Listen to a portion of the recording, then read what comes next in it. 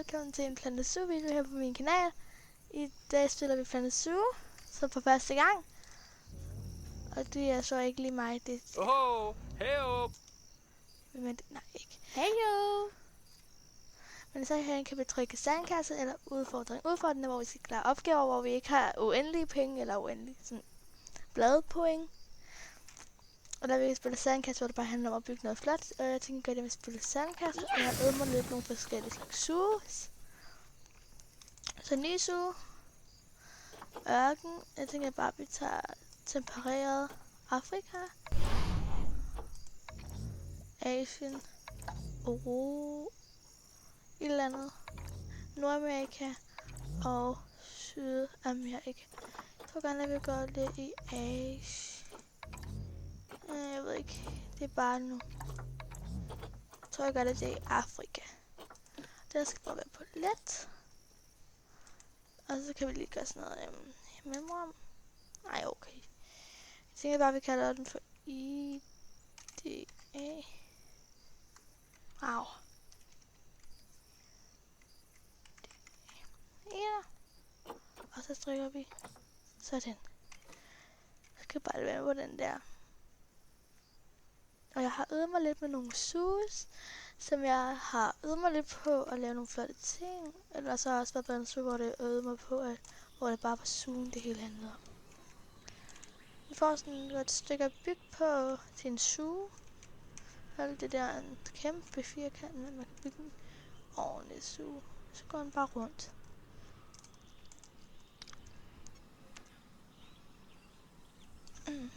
Skal vi starte med at, så har vi lige nu kan vi, det her det er et bladpoint, eller bevaringspoint.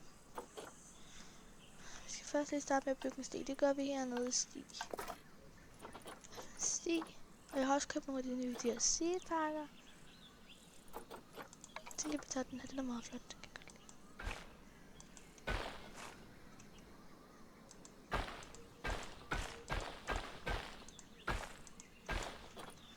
Den der, og så skal vi ind under have en personalestil. Så tænker jeg bare, at vi kan tage den her.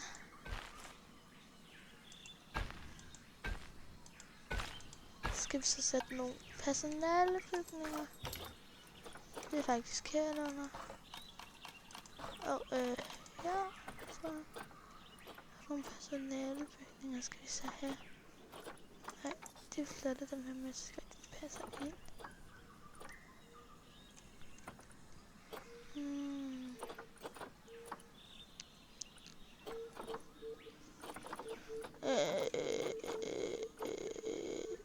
Vi bor jo i Asien i tempereret, så jeg tænker, at vi tager det med Asien.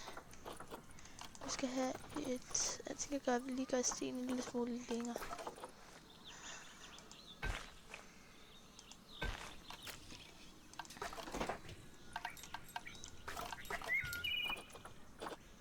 Så jeg tænker, at vi tager en dyrepasserhytte.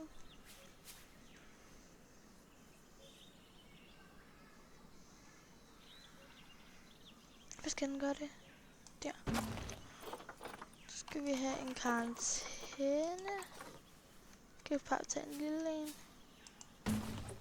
Så skal vi have en forskningscenter. Hvorfor har de ikke gjort det? Forskningscenter.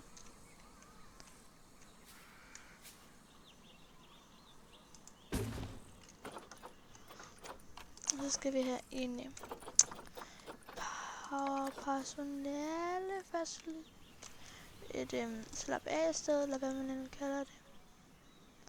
Det sted, hvor de personale kan slappe af.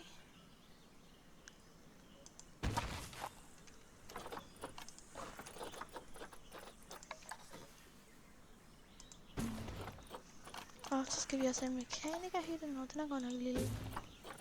Og så skal vi have en handelscenter. Sætter vi den lige. Det er fordi, man trykker på sæt, når man gør det her. Så vil jeg pynte lidt rundt omkring, og der kan I få en lille bitte timelapse. Så det kommer lige her.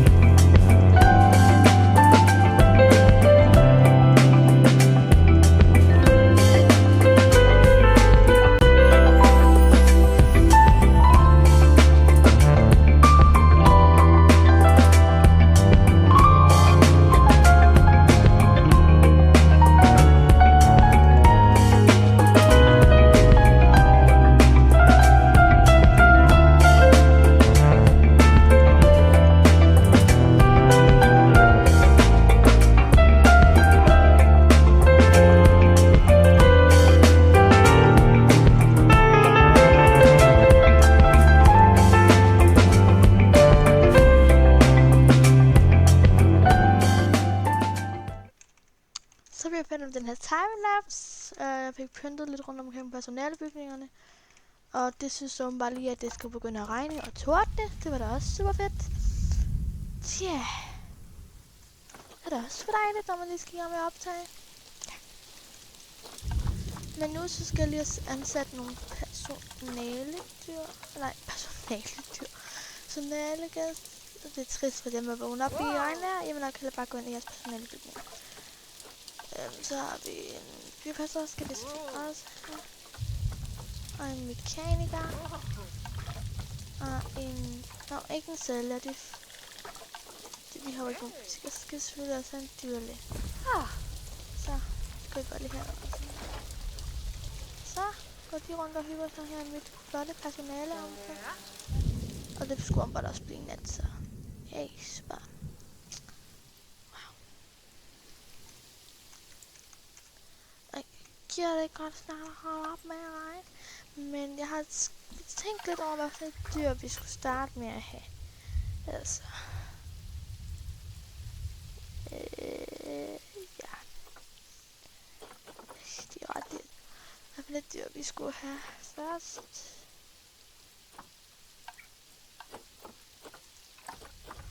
Det var fint. Så hvad sker der? Nå, men i hvert fald, det er en elefant. Skildpadde, vi skal have. Til at starte med. Så tror I nok. Se. Elefant, skildpadde. Der er de. Kan se, der er denne her. Og den her ting. Adopter. Og adopter. Sådan har jeg gæt. Jeg har øvet mig lidt med at spille nogle for andre, for eksempel lidt langt suge, som jeg også har sagt 3 gange nu. Ja, så kan man ligesom finde dem her, når jeg søger Wikipedia, hvor man kan lære lidt om dyrene og se, hvor meget plads de skal have, og hvor meget. Kan der ikke have været gået på bilen? Det er måske lidt nervøs, jeg kan snakke. Og vi gør det. Okay, noget lige om skildpadde, som vi har over os.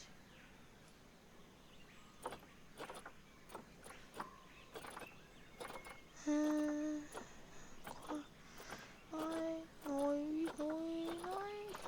Sker der? Hvor er det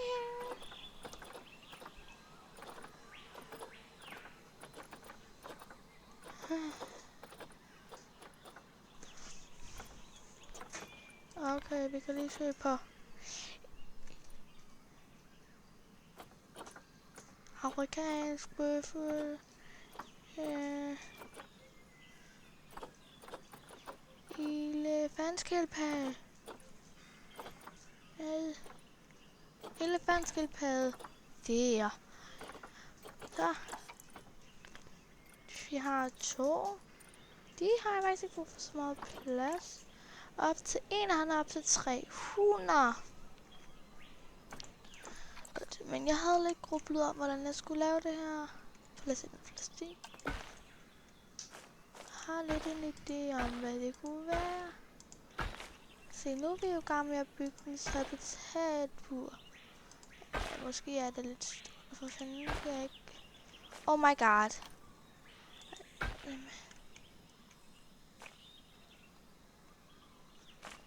Så sætter vi også den der.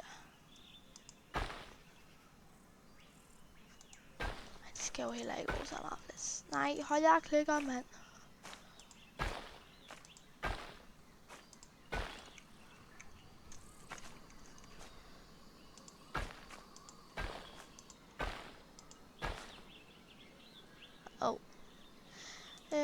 Om igen. Jeg skulle lige være en lille smule ud. Der. Hvis det ikke kan blive lige op i med. Sur. Sådan. Se. Bliv nu blot. Fravær gitter. Der. Så. Og så bygger vi bare en habitat. Nej.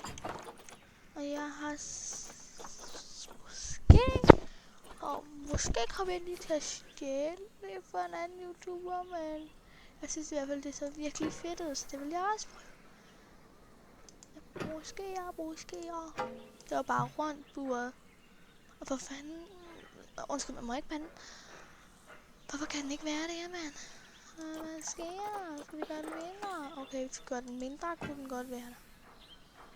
Hvorfor kan den ikke være der? Det var da godt nok irriterende.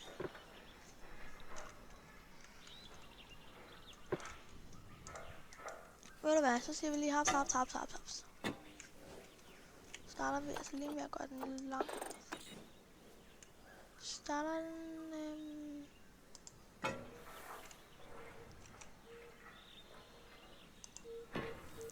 Det er godt, det er jo klart, at det kan være det, men... Skal den bare lidt kortere? Eller lidt længere må den altså godt være. Så er den for lang.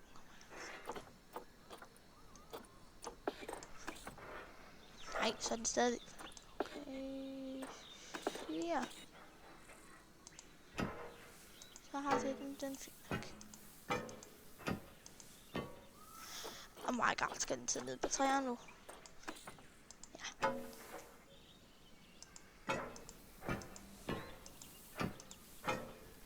Og skal den så ned på en toer nu? Hvad med netter? Kan den godt være? Ja. Skal den nu være længere, eller hvad? Skal jeg... Det må slet ikke være der, eller hvad? Nej, det må den åbenbart ikke. Så væk med den. Prøver vi lige noget andet. Nej, altså for sådan der. Det her, det er jo godt nok irriterende. Ej, kan jeg få lov til at sætte den, hvor jeg gerne... Okay, vi tager lige haps. Så gør vi den faktisk længere. 3'er. Skal vi se, altså kan vi gøre måske... Så gør vi det til en... Når det var til en 5'er. Så gør vi det til en 4. Ej. Jeg kan ikke lide det her. Nu kan det sikkert ikke være der. Nej. Jeg bliver rigtig... sjovt. Så hvis vi gør den til en 10'er. Hvis vi gør den til en 10'er. Ja, okay. Det er ikke lige... Noget, som jeg har gjort før, så det gør det. Eller...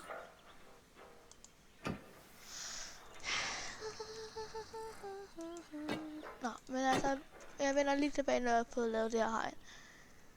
Igen, og det begynder så med lige at regne. Det skulle da også godt. Jeg kan trykke på pause her nu. Ja, så gør det også rigtig fedt. Så, men jeg havde tænkt... Au, jeg slog lige min finger ind i mit bord herinde. Det var super fedt. Jeg har bare en dejlig dag i dag. Ja, jeg tænker, at vi kan bruge dem her. De er måske meget bløde. Så skal man nemlig lige gøre sådan her. Og lægge dem så. Jeg tror, det bliver rigtig pænt. Det har jeg set en anden YouTuber gøre, som er min yndlings-YouTuber. Jeg nævner ikke nogen navn. Godt. Så får jeg lige sat nogle sten rundt om hegnet her. Så det gør jeg lige gjort. Jeg kan bygge de her sten. Så det var jo også godt. Det var lidt irriterende, at jeg ikke rigtig kunne få sådan den hele firkant derovre, så jeg fik løst det lidt med at sætte sådan en her i stedet for. Så derfor blev det lige en 2-rækkesten. Men så fik jeg egentlig så, og jeg glemte også lige at sætte en personale dør. Lige sætte den på igen. Eller for dyrepasningen kan og synes, man kan komme ind til dyrene. Dyrene er lidt langt væk, men altså ellers kan jeg bare lave lidt pynt eller nogle andre habitater. Tænker jeg, at vi går ind i en zoo, og så sætter vi vores 2 elefantskæderpander. Elefantskæderpander herinde. Så burde de jo snart komme, tror jeg. Hvad skal han her? Altså... Og det skulle også tordne regn igen, så 2 gange på en dag, det er også fint nok. Ej, se, der kommer den jo. Du skal lige løbe ud. Ej, henter dyrene den også? Nå, det er så. Men, så op. Kan du ikke lige... nej, stop lige med det. Du skal ikke gå ind på ham, når vores dyr er gang med at komme.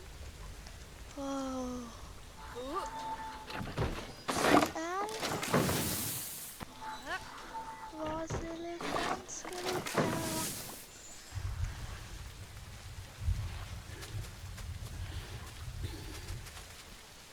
Hvad skal du, dyrepasser?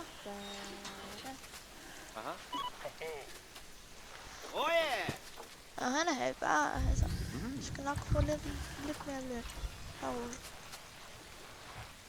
Prøv at se, så går de bare her. Hvor meget plads har du egentlig? Det kan man se her. De her 300 kvadratmeter, og de skulle bruge så meget. Så de har fint nok med plads. Så sætter vi den på pause, ellers kommer gæsterne. Prøv lige at se gæsterne, eller hvor jeg vil vælge den. Ja, så kommer de bare sådan, hvad? Altså det der dyr, det er slet ikke noget værd for os. Men her kommer der en lille timelapse af, at jeg bygger det her habitat.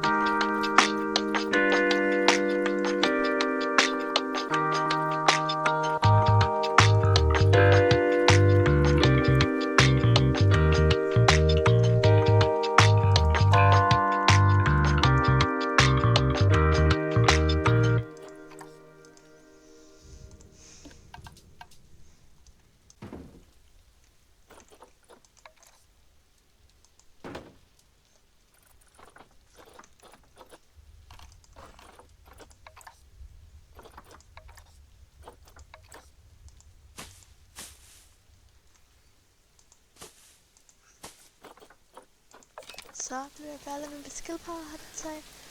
Og jeg tror, at de har det godt. De har det fint nok med planterne og alt det der. Han er lidt gammel. What? Men prøv at se her, kan vi kan sammenligne med jer. Med ham der. De vil få et godt barn på 99% godhed, tror jeg. Jeg ved ikke. Tiltrækningskraft, eller hvad det der står for. Ja. Jeg tror, de vil have et godt. Så. Prøv at se, vores gæster, de står bare. Skal jeg ikke stå og pege fingre, mand, eller rundt? Må jeg være skidebær? Jeg har også, at man skal give dem skraldespand af uddannelse og sådan noget.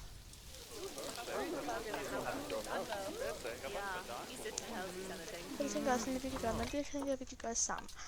Nå, men altså herinde, tror jeg, så skal man sætte nogle bænke og skraldespande. Jeg synes, de er meget flotte. Nu er der sætte nogle af dem.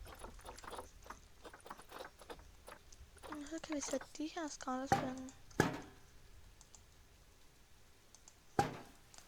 Så tænker jeg, vil sætte sådan 2 af dem på hver sin side. Med en tavle, fordi man skal bruge sådan nogle læringstavler i det spil. Ja, skal vi huske vores skraldespande, for jeg har hørt, at gæsterne de sviner meget. Når man ligesom får sat nogle madboder og sådan noget. Ja. Så skulle man sætte sådan nogle uddannelsestavler, det gør man herinde. Jeg tænker, at vi kan sætte en her.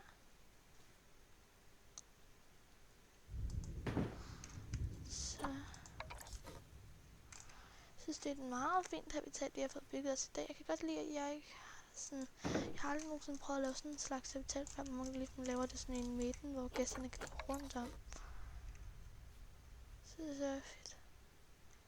Og der er også sådan, at hvis dyrene godt kan blive stresset, sådan at dyrene godt kan blive sådan, nej, der er for mange mennesker, eller ja, de kan i hvert fald blive stresset over, at der måske er for mange mennesker, eller at gæsterne larmer, eller et eller andet. Så er der også nogle sådan her informationshøjtaler. Så kan man trykke her.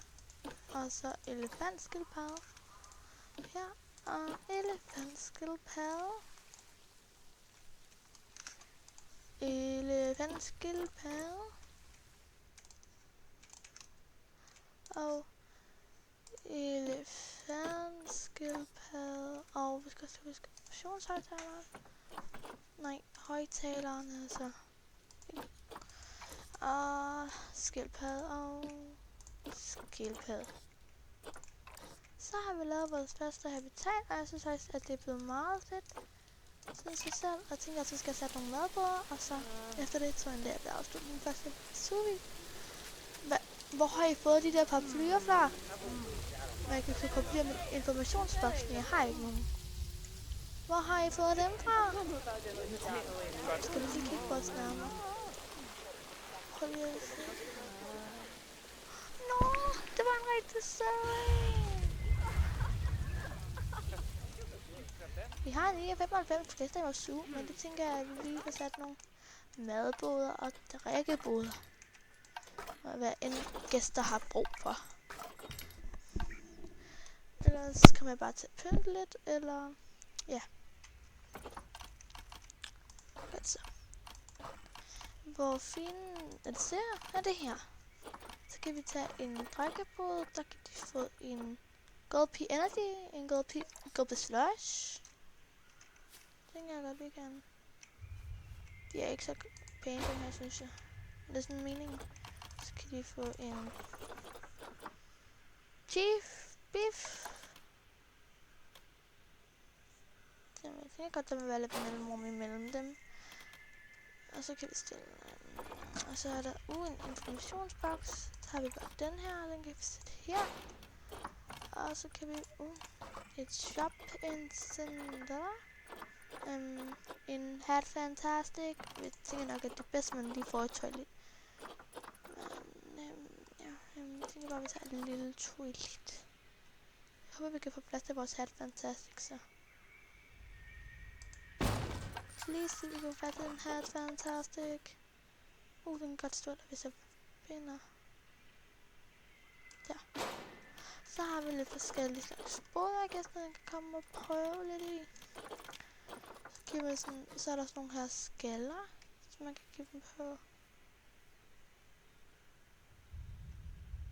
Den her står lidt skævt. Det er fint nok. Så er der sådan nogle, jeg elsker de her, det var sådan mega flot.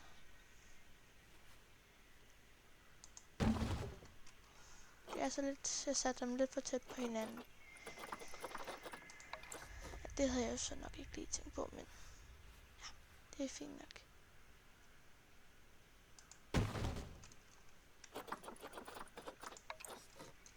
Og så skal vi også have et fantastisk også lige ned på. Så ikke... Nej, altså hvem har sagt, at jeg ville det?